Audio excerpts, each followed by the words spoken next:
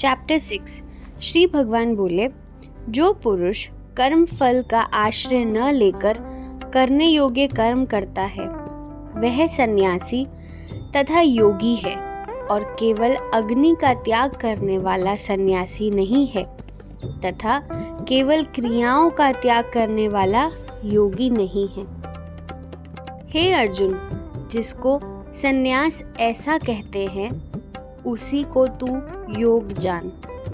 क्योंकि संकल्पों का त्याग न करने वाला कोई भी पुरुष योगी नहीं होता।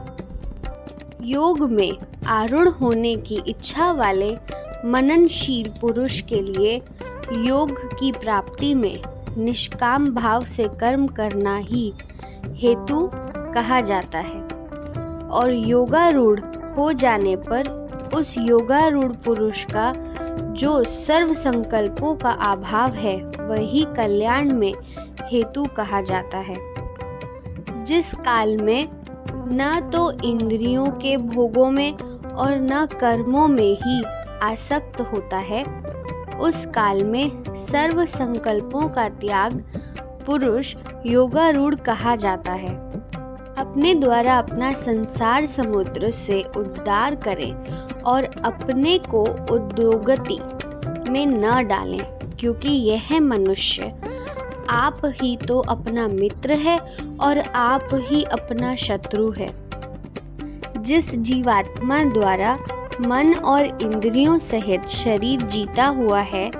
उस जीवात्मा का तो वह आप ही मित्र है, और जिसके द्वारा मन तथा इंद्रियों सहित शरीर नहीं जीता गया है, उसके लिए वह आप ही शत्रु के सदृश शत्रुता में बरतता है। सर्दी, गर्मी और सुख दुख आदि में तथा मान और अपमान में जिसके अंतःकरण की वृत्तियां भली भांति शांत हैं, ऐसे स्वाधीन आत्मा वाले पुरुष के ज्ञान में सच्चिदानंद घन परमात्मा सम्यक प्रकार से ही स्थित है, अर्थात उसके ज्ञान में परमात्मा के सिवा अन्य कुछ है ही नहीं। जिसका अंतःकरण ज्ञान विज्ञान से तृप्त है, जिसकी स्थिति विकार रहित है, जिसकी इंद्रियां भली भांति जीती हुई हैं और जिसके लिए मिट्टी, पत्थर और स्वर्ण समान है, वह योगी युक्त अर्थात भगवत प्राप्त है, ऐसा कहा जाता है। सुहृद, मित्र, वैरी, उदासीन, मध्यस्थ, द्वेष्य और बंधुगणों में, धर्मात्माओं में और पापियों में भी समान भाव रखने वाला अत्यंत श्रेष्ठ है। मन और इंद्रियों सहित शरीर को वश में रखने वाला आशा रहित और संग्रह रहित योगी अकेला ही एकांत स्थान में स्थित होकर आत्मा को निरंतर परमात्मा लगावे। शुद्ध भूमि में जिसके ऊपर कर्मशः कुशा, मृगछाला और वस्त्र बिछे हैं, जो न बहुत ऊंचा है न बहुत नीचा, ऐसे अपने आसन को स्थिर स्थापन करके उस आसन पर बैठकर चित्त और इंद्रियों की क्रियाओं को वश में रखते हुए मन को एकाग्र करके अंतःकरण की शुद्धि के लिए योग का अभ्यास करें। काया,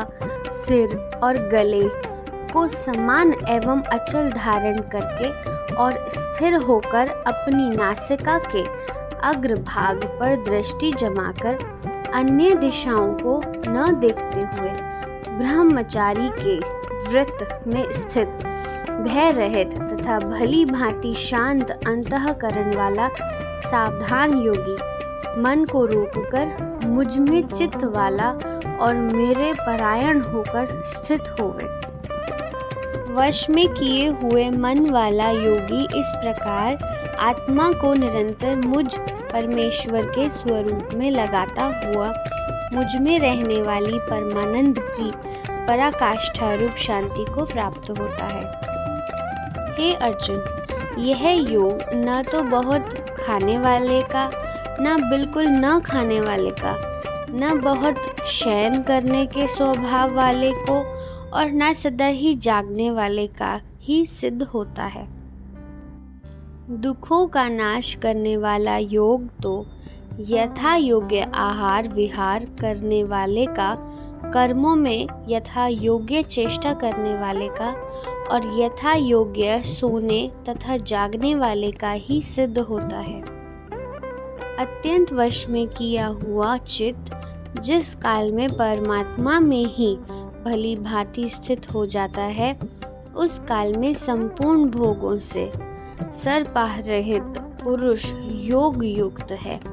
ऐसा कहा जाता है। जिस प्रकार वायु रहित स्थान में स्थित दीपक चलायमान नहीं होता, वैसे ही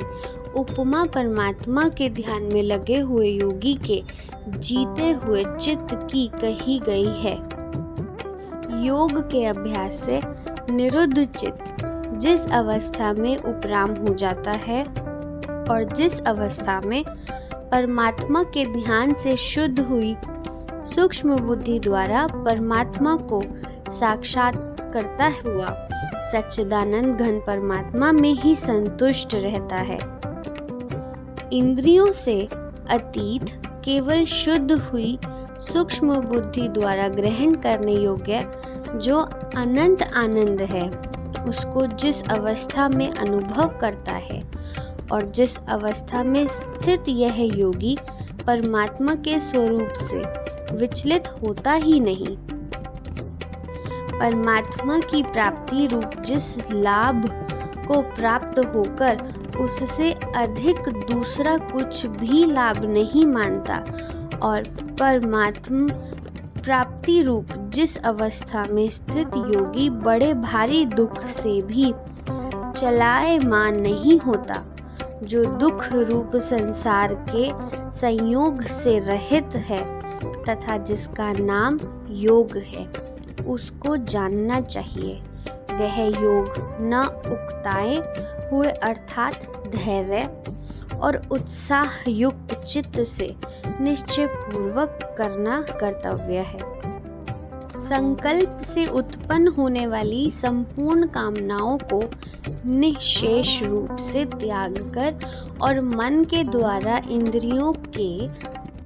समुदाय को सभी ओर से भली भांति रोककर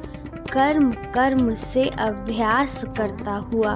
उपरति को प्राप्त हो तथा धैर्य युक्त बुद्धि के द्वारा मन को परमात्मा में स्थित करके परमात्मा के सिवा और कुछ भी चिंतन न करें।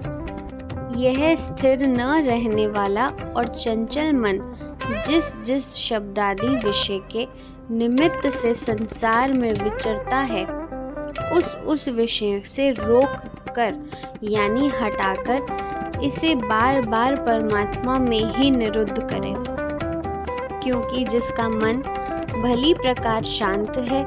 जो पाप से रहित है और जिसका रजोगुण शांत हो गया है,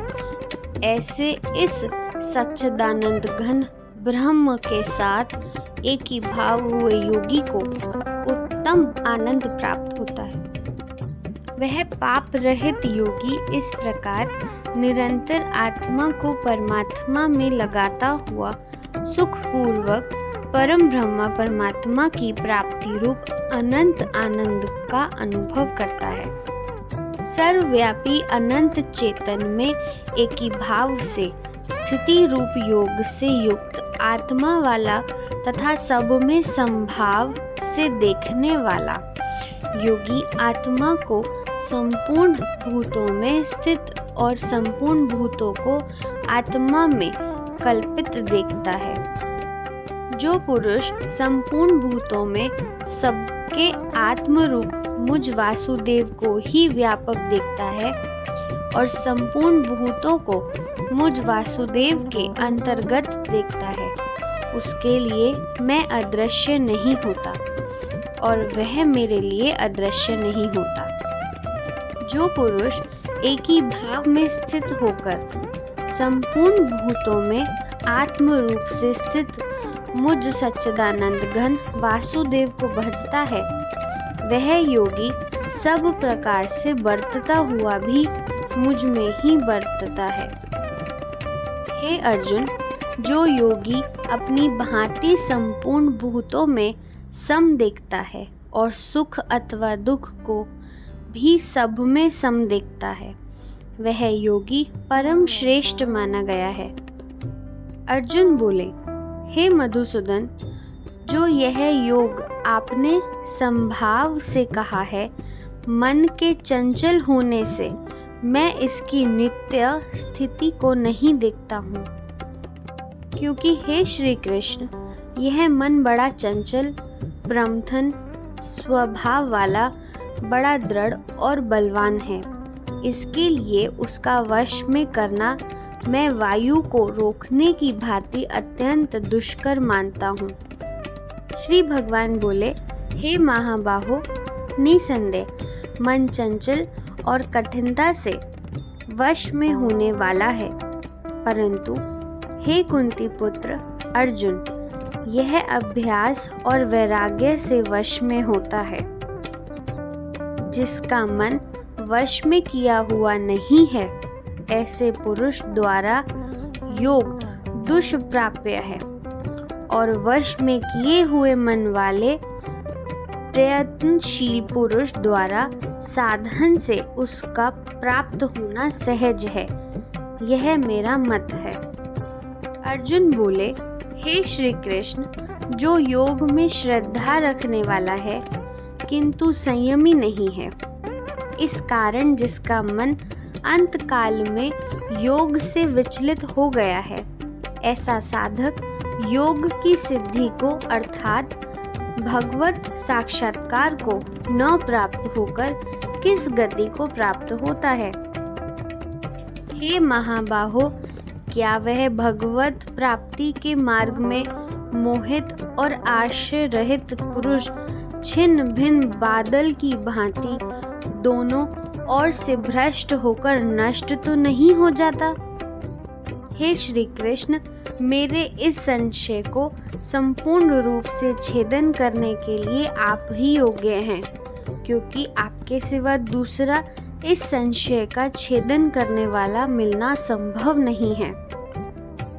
श्रीमान भगवान बोले, हे पार्थ, उस पुरुष का न तो इस लोक में नाश होता है और न परलोक में ही, क्योंकि हे प्यारे, आत्मद्वार के लिए अर्थात भगवत प्राप्ति के लिए कर्म करने वाला